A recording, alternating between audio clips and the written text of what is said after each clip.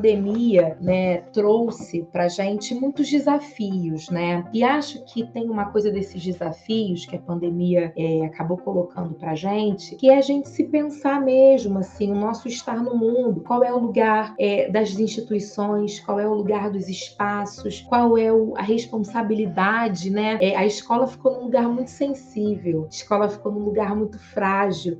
A gente, de repente, se viu tendo que modificar mesmo o chão da nossa sala de aula. A sala de aula veio para esse formato que está aqui. A pandemia trouxe isso para a gente como possibilidade e a gente não pode deixar de considerar que as discussões raciais, isso é um movimento muito comum na história do Brasil, principalmente, dessas ondas, né? Então, a pandemia e os episódios, né? Assim, acho que do George Floyd, né? Que foi um episódio que não foi no Brasil, mas acabou colocando à tona. Eu gosto muito de pensar numa metáfora que é pensar nisso como um rio, né? A discussão racial na educação, na sociedade. A gente tem um movimento negro ativo na educação desde muito tempo, né? Muitas conquistas até na lei. De alguma maneira, os episódios, né? A combinação do que aconteceu fora do Brasil e dentro dele no período da pandemia, acabou trazendo para a superfície do rio essa discussão. Trouxe para a superfície do rio esse espaço para a gente pensar no lugar de uma construção de uma mentalidade antirracista, de uma cultura, de uma sociedade antirracista. Qual é a instituição que a gente passa mais tempo na vida? É a escola, né? Se a gente for olhar, você entra muito pequeno e você tem uma trajetória dentro dessa instituição, e aí não importa qual escola, mas você vive um tempo significativo dentro desse lugar. E a escola, e desde muito tempo, né, assim, a gente recebe alunos e recebe famílias, né? Eu gosto muito de conversar com os meninos, né, com os meus alunos, o seguinte: olha, a gente aqui na escola tem um compromisso ético com a sua família, com o seu desenvolvimento intelectual e moral também,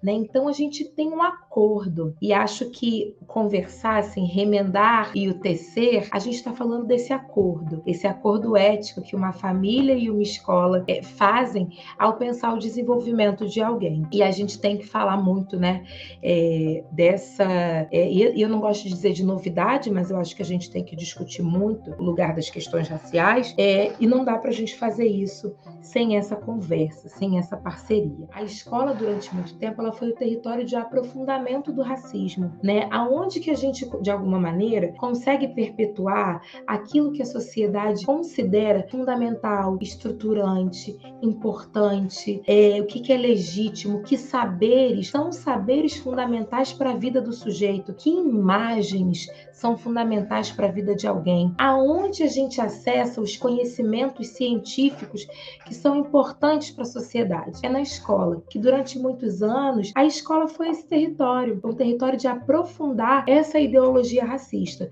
Eu acho que um grande exemplo dessa situação é a gente pensar no racismo científico. Durante muito tempo, a ciência, ela provou, né, e provou falsamente, que a população negra era uma população com uma intelectualidade inferior. E na escola, a gente tinha acesso a essa ciência, né? Então, quando a gente pensa a educação antirracista, é importante a gente pensar no seguinte: bom, eu estou pensando em forjar uma sociedade que é outra, uma perspectiva que é outra, em um espaço que estruturalmente foi desenhado para o contrário. Então, a gente entende primeiro que essa instituição, que é hoje uma potência de transformação no mundo, e é por esse motivo, é um lugar que a gente passa muito tempo, é um lugar onde a gente consegue imprimir conceitos e informações que a gente considera fundamentais. Esse espaço, ele foi lá atrás estruturado, pensado para não atender a narrativa negra e nem seus corpos. No entanto, o tempo passa e a gente consegue ir ressignificando essa ciência através de toda a luta do movimento negro, e aí a gente começa a fazer o seguinte: se a gente for olhar a trajetória do movimento negro da educação, aos poucos você tem ali uma contribuição na Constituição, no ECA, na LDB, que vão de alguma maneira imprimindo a urgência desse espaço escolar, tratar as narrativas negras e também, de alguma maneira, potencializar os corpos negros. Eu acho que tem alguns acordos que a escola está refazendo. Alguns acordos na sua epistemologia, alguns acordos nos seus campos subjetivos e afetivos. E aí a gente precisa de uma intencionalidade, né? Porque o racismo, ele não precisa, ele é uma estrutura, eu não preciso acordar e falar, bom, hoje vou ser racista. Não é assim que acontece. Pelo menos a gente espera, né, gente? Mas a gente está dentro de um mecanismo que nos faz reproduzir isso. Ninguém quis. A escola não acordou, bom, vou fazer uma prática racista agora, mas está posto, está ali naquele currículo, está naquele material didático. E a cultura antirracista é o trato vigilante, o acordo bem feito com o desejo incessante de construir a estima negra. O desejo incessante da gente forjar uma nova narrativa de pertencimento aos corpos negros e às suas narrativas. Então, a educação antirracista, ela faz esse pacto.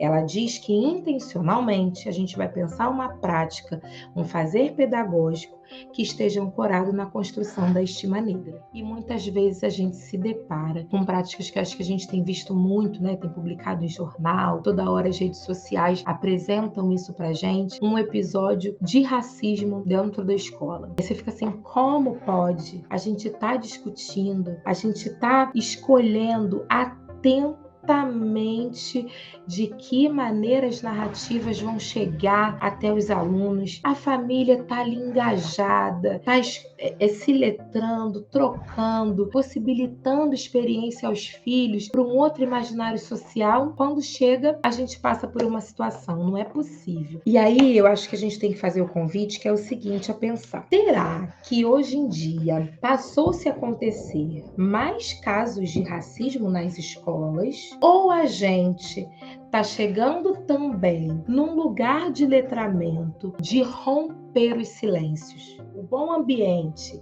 é o ambiente que combate ou o ambiente que previne ao racismo? Acho que essa é uma pergunta importante. Combater e prevenir são coisas diferentes, mas que precisam caminhar juntas. A gente quer sim que os espaços, né? E aí os espaços em qualquer ambiente de aprendizagem, a escola, o lugar ali social, né? Qualquer outra instituição que a gente esteja, é claro que se acontece um caso de racismo, a gente quer combater aquilo. No entanto, a gente tem um desejo que é maior. A gente tem um desejo que é pensar em uma maneira de se relacionar e de estar no mundo em que todas as vidas são vidas possíveis. E o pacto disso, pensar um jeito de estar no mundo em que todas as vidas são possíveis, em que todos os corpos são corpos possíveis, todas as narrativas são narrativas possíveis, é fundamental a gente pensar que a gente precisa estar numa política de prevenção. E a prevenção acontece com tudo isso que eu falei anteriormente, com possibilidades